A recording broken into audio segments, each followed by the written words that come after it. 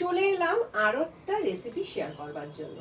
তা এই রেসিপিটাও হয়তো তোমরা সকল বন্ধুই জানো, কিন্তু ওই যে যা আমি করি তাই তোমাদের সাথে শেয়ার করি, তাই একটা হ্যাবিটে দাঁড়িয়ে গেছে।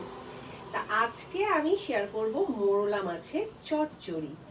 মানে এই চচ্চড়িটা হয়তো অনেকে করে খেয়েছো, আবার অনেকে হয়তো খাওনি, বা অনেকে হয়তো দেখেছো বানাবো করবে, মানে সেরকম বানানো হয়নি। তা আজকে আমি সেই রেসিপিটাই শেয়ার করছি। আর তার জন্য দেখো, দুটো মিডিয়াম সাইজের আলু আমি এইভাবে কুচি করে কেটে নিয়েছি, সাথে একটা টমেটো আর 5-6টা কাঁচা লঙ্কা। ঠিক আছে, এর মধ্যে দিয়ে দিচ্ছি এই মোরলা মাছগুলো।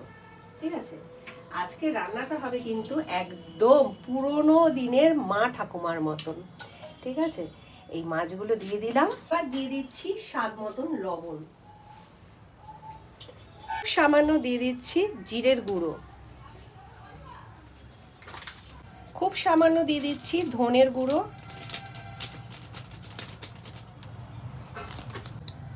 সামান্য হলুদ গুঁড়ো দিয়ে দিচ্ছি,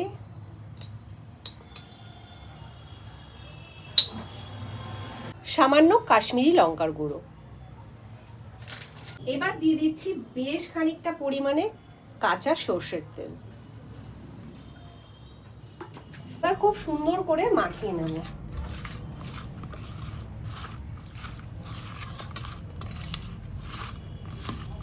আর এটা খেতে না অসম্ভব ভালো হয়, অসম্ভব। খুব সুন্দর করে কিন্তু মাখানো হয়ে গেছে। আর এবার কড়াতে খুব সামান্য তেল দিয়ে দিচ্ছি। এই তেলটা কড়ার চারপাশে খুব ভালো করে মাখিয়ে নেব, যেহেতু মাছ আছে যাতে না লেগে ধরে। আর কড়াটা কিন্তু খুব ভালো করে গরম করতে হবে, মাছ কিন্তু ভীষণ কড়াতে লেগে ধরে কড়া যদি ঠিকঠাক না করে মানে না গরম হয়। এই অবস্থায় দিয়ে দিচ্ছি সামান্য কালো জিরে ফোড়ন। এগুলোকে এবার আমি দিয়ে দেব।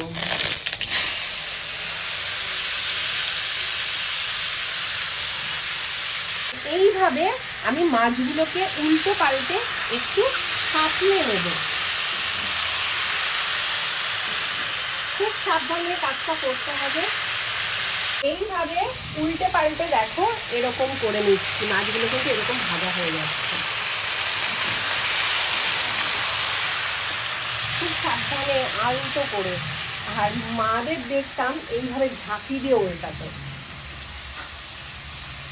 পিট করে মাছগুলো খুব ভালো করে সাতলানো হয়ে গেছে। আর খুব সামান্য দেখো জল দিয়ে দিচ্ছি।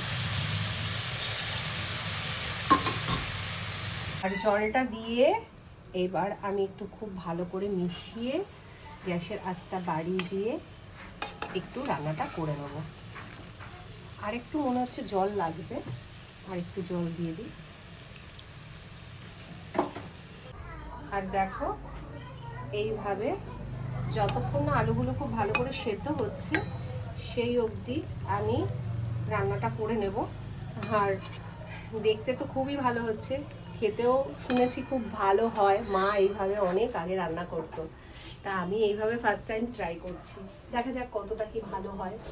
তা চলো, গ্যাসের আঁচটা কিন্তু বাড়ানোই রয়েছে, আমি কিন্তু কমাবো না। আর দেখো মাছটা বেশ টানা টানা হয়ে গেছে, মানে এটা মা দিদার কথা, যখন মাছটা একদম টানা টানা হয়ে যাবে সেই অবস্থাতে আমি গ্যাসের আঁচটাকে একদম কমিয়ে দিলাম। আর একটু কমিয়ে দিয়ে 2 মিনিটের মতন আমি আবারও রান্নাটা করে নেব। এই গ্যাসের আঁচটা কমিয়ে এইভাবে একটু হতে থাক। যখন একদম টান টান হয়ে যাবে তখন লাস্টে নামানোর আগে খুব ইম্পর্টেন্ট একটা জিনিস দিতে হবে, সেটা একদম শীতকালে মোস্ট ইম্পর্টেন্ট। সেটা কি না, ধনেপাতা। আর বেশ খানিকটা পরিমাণে ধনেপাতা কুচানো রয়েছে, এতটা হয়তো লাগবে না, কিন্তু দিলেও ক্ষতি নেই, কারণ ধনেপাতার গন্ধে গন্ধে অর্ধেক খাওয়া হয়ে যায়।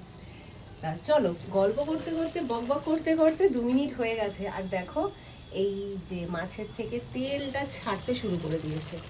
এবার আমি গ্যাসটাকে অফ করে দিচ্ছি, আর ওপর থেকে দিয়ে দেবো ধনেপাতা কুচি। দারুণ দারুণ, কোনো কথা হবে না। রান্নাটা কমপ্লিট, আর একটা থালায় নাবিয়ে একদম টানা টানা দেখো। ওফ। আর এটা ঢাকা দিয়ে রাখলে না ধনেপাতাগুলো মানে নরম হয়ে যাবে। দেখতে এরকম লাগছে, আমি মেশাইনি, ঠিক আছে, খাওয়ার সময় একদম মিশে যাবে আর সেটার স্বাদ হবে কিন্তু আরও সুন্দর। মৌরলা মাছের একদম চচ্চড়ি রেডি। আর দেখতে যতটাই লোভনীয় হয়েছে খেতেও কিন্তু ততটাই লোভনীয় হয়। তা আজকের রেসিপিটা তোমাদের কেমন লাগলো অবশ্যই একটা কমেন্টের মাধ্যমে জানিও। আর কারা এইভাবে রান্না করে খেয়েছো সেটাও কিন্তু জানিও। তা চলো আজকে এখানে ভিডিওটা এন্ড করছি, দেখা হচ্ছে কোনো নতুন রেসিপির সাথে।